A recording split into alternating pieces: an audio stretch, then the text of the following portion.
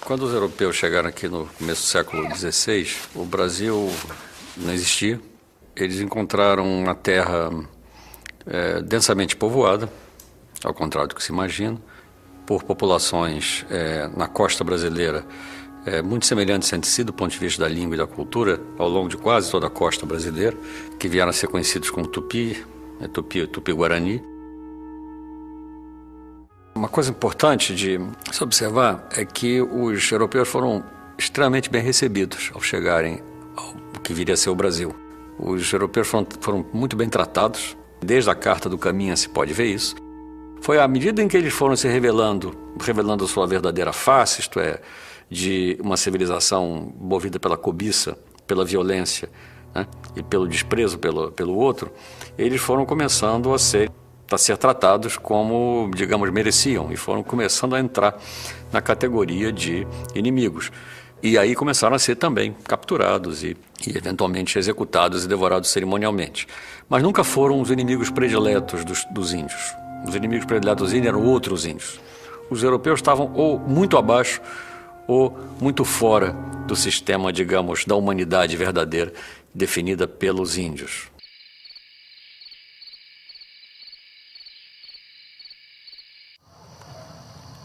Come. Você precisa se alimentar. É mingau. Não quero mingau. Você precisa comer. Tem milho, mandioca.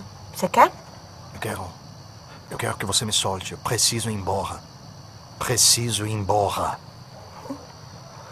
Por que vocês estão fazendo isso comigo? Que nós vamos te comer. Piatã vai arrebentar tua cabeça com a Ibirapema. Vou chorar sua morte. As mulheres vão passar o seu sangue nos meus seios, para que meus filhos conheçam o sabor do inimigo.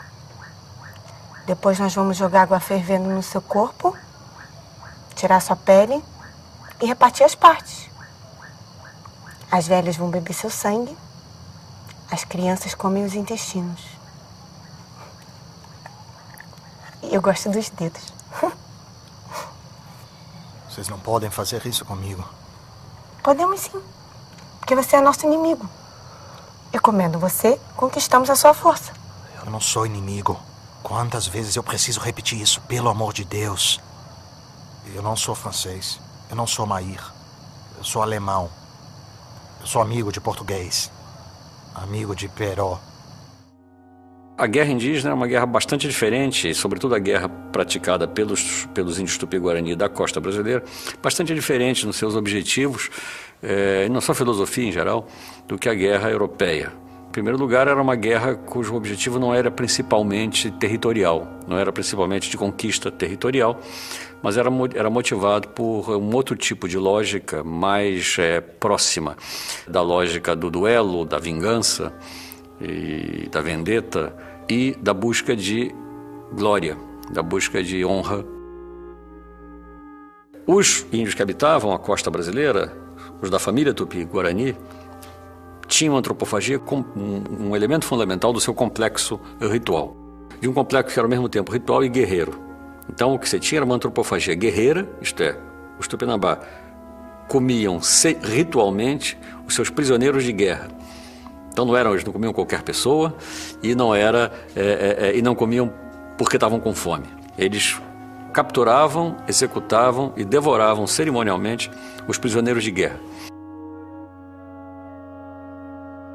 Mas a guerra enquanto tal, a guerra e a execução cerimonial dos prisioneiros eram temas absolutamente vitais para a constituição da pessoa tupi. Era um rito de passagem, era um rito de acesso do adolescente à idade adulta. Um homem só podia casar depois de ter morto um prisioneiro cerimonialmente. Portanto, o homem só podia ter filhos, oficialmente, depois de ter morto um prisioneiro. Ou seja, a própria reprodução física da sociedade, nesse sentido, dependia desse sistema ritual de captura e execução de prisioneiros de guerra.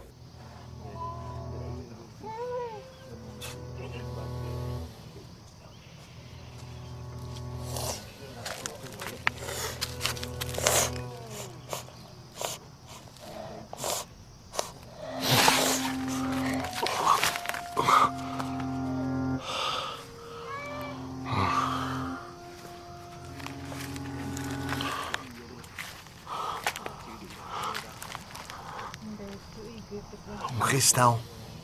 Um cristão! Obrigado, meu Deus. Obrigado por mandar um cristão para me salvar desses infiéis. Por esse milagre eu te agradeço.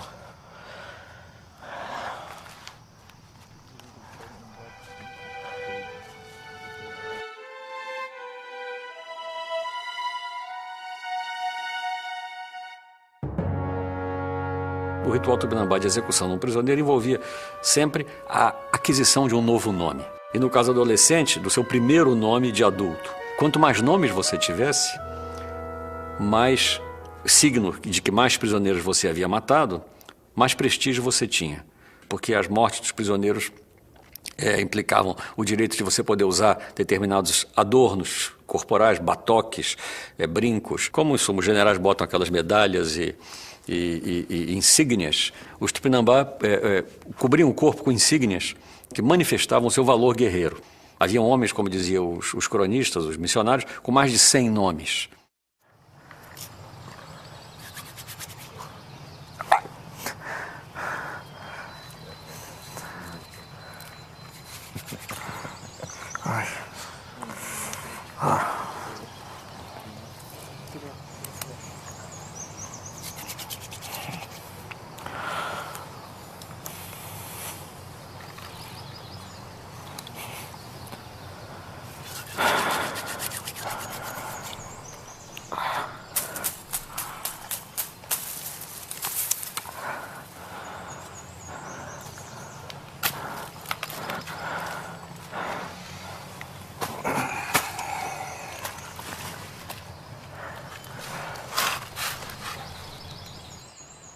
Sou Pero Dias, de Lisboa. Franz Hessen, de Bremen. Bremen? E o que faz um alemão assim, tão longe de casa? Sou artilheiro, lotado no feito Rio de Cabo Frio. Mas estavas a léguas de Cabo Frio quando te encontraram. Eu e meus companheiros estávamos caçando, nos perdemos. Péssima região para se perder. Infestada de tupinambás, povo cruel, violento. Bem diferente dos tupiniquins. E pior, amigados com os franceses canalhas. Por acaso os teus amigos não seriam franceses? Seriam? Franceses? Não, de modo algum. Sou aliado dos portugueses. Aliado. Pero. Há meses eu tento convencê-los, mas eles não acreditam. Eu tento convencê-los de que eu não sou francês, de que eu sou aliado dos portugueses. Podem me ajudar a convencê-los? Certamente. Elas são... Minhas mulheres. Há quanto tempo está entre os selvagens? 8 anos. Pouco mais ou menos. E o que veio fazer nessas terras? Culpa do amor. Apaixonei-me por uma bela e pura jovem em Lisboa. Pouco tempo depois nos casamos. O problema é que eu já era casado, então fui condenado ao degredo, bigamia. Mas entre as selvagens encontrei o que tanto buscava. Preciso de ajuda. Direi a eles que és um aliado. Deus seja louvado. O objetivo principal da guerra era a captura de prisioneiros, que eram trazidos vivos para a aldeia, dos captores. E ali eles ficavam um certo tempo. Eles eram bem tratados, esse é um ponto fundamental. Eles eram trazidos para a aldeia e uma vez ali, eles eram adotados, digamos, pelo grupo, a tal ponto que muitas vezes lhe era dada uma esposa, ou melhor dizendo, uma mulher que na verdade tomava conta dele, tanto quanto era uma esposa com quem ele dormia, junto com quem ele trabalhava, era também alguém que na verdade o vigiava. O ponto fundamental é que os índios de fato eram antropófagos, eles faziam questão de que o que eles estavam comendo fosse gente, e não como fosse um animal, coisa qualquer, como nós tendemos a imaginar o inimigo como menos que humano, como alguma coisa que no fundo não é humana, né? Nós precisamos dizer, ele não é gente para poder matá-lo, né? Os índios, ao contrário, faziam questão de transformá-lo em gente o máximo possível para poder matá-lo. Ou seja, havia uma outra lógica, uma lógica muito mais, talvez mais complexa do que a nossa.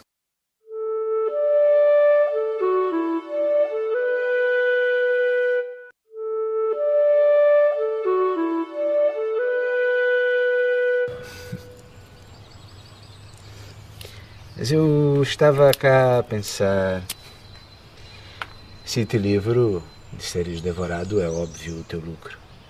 Mas o que eu ganho com isso? Deus há de te recompensar por ter ajudado um cristão. Deus não tem influência por estas terras. Tire-me daqui e eu te levo de volta a terras civilizadas. Não desejaria retornar a Portugal?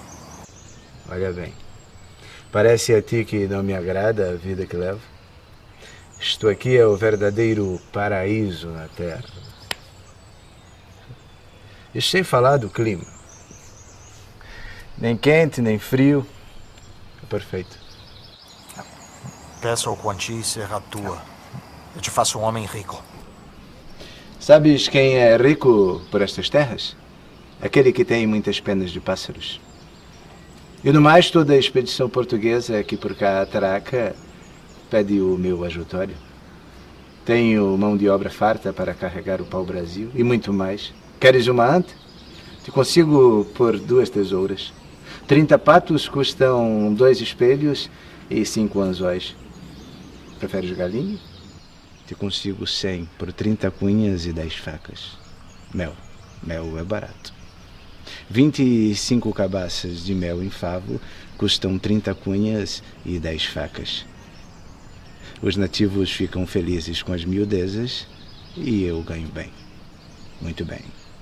De modo que precisarias me oferecer uma fortuna para valer a pena. Pois eu ofereço. Eu ofereço. Eu tenho fortunas imensas. Incalculáveis. Estão aí contigo? Eu não consigo ver nada. A verdade é que eu não trabalho na feitoria de Cabo Frio. Eu estou numa expedição portuguesa. Patrulhamos a costa em busca de franceses. A nau está atracada ao norte. Meus companheiros podem te pagar. Uma expedição portuguesa a esta época? Acaso estás embarcado na nau de Diogo de Souza? Isso. Diogo de Souza. Meu velho e bom amigo Diogo de Souza. Por que não me dissestes logo? Uma expedição sigilosa. Temi. O velho Diogo e os seus mistérios. E pelo visto segues o mesmo. O mesmo. A nau está atracada ao norte. Se quiser, podemos ir ter com ele agora mesmo. Não é melhor antes resolver a tua situação com a tribo?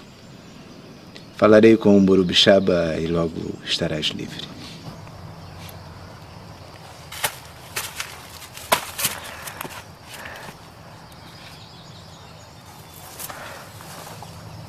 Senhor, protegeu-me até agora. Continua meu protetor. Das profundezas do infortúnio, rogo por ti. Me ajuda a sair dessa desgraça para um final bem-aventurado.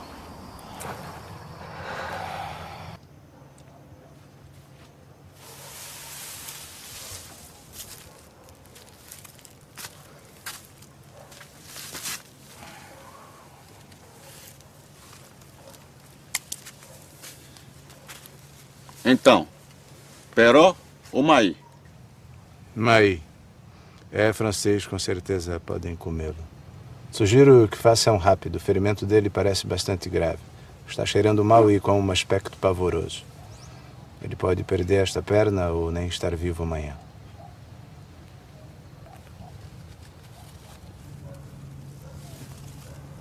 Cacador? O prisioneiro era, como eu disse, humanizado, socializado, naturalizado dentro do grupo, casava, tinha filhos, eventualmente, com essa mulher que cuidava dele. Mas chegava um momento em que ele devia ser executado.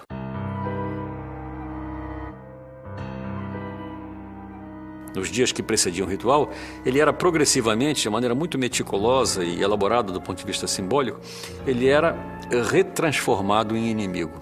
Ele perdia os signos de sua socialidade, naturalidade dentro do grupo dos captores e a sociedade progressivamente o reinimizava. De modo que quando ele chegava na praça pública para o dia da execução, ele tinha se retransformado num inimigo completo. Quem matava o cativo era sempre um homem.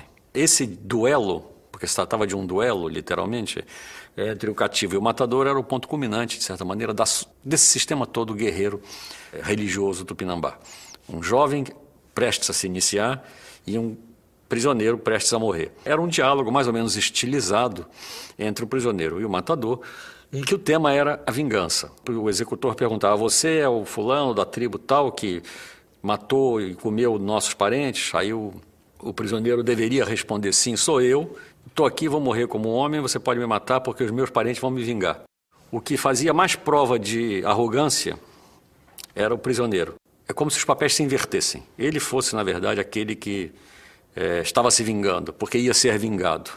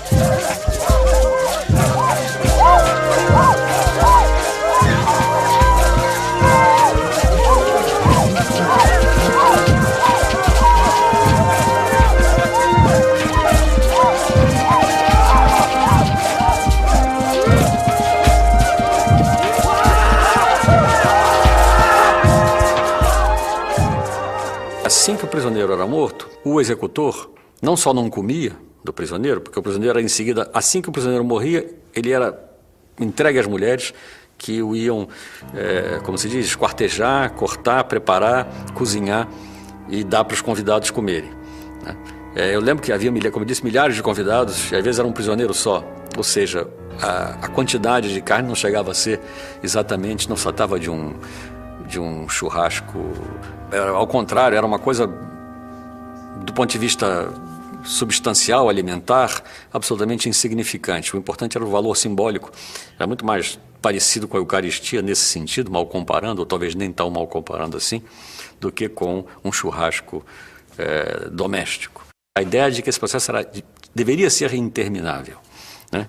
Porque a sociedade toda se movia, andava em torno dessa cerimônia, né? É ela que fazia o tempo, de certa maneira, andar para frente. Eu precisava matar um inimigo para poder ter filhos, meus filhos que vão me vingar quando eu for morto na guerra, e assim o processo ia andando.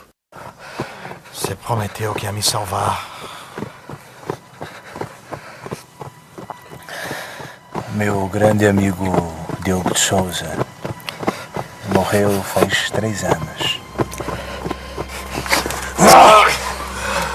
Eu vou morrer, mas os meus aliados vão vir me vingar. Os franceses e os tupinambás vão matar e devorar cada um de vocês!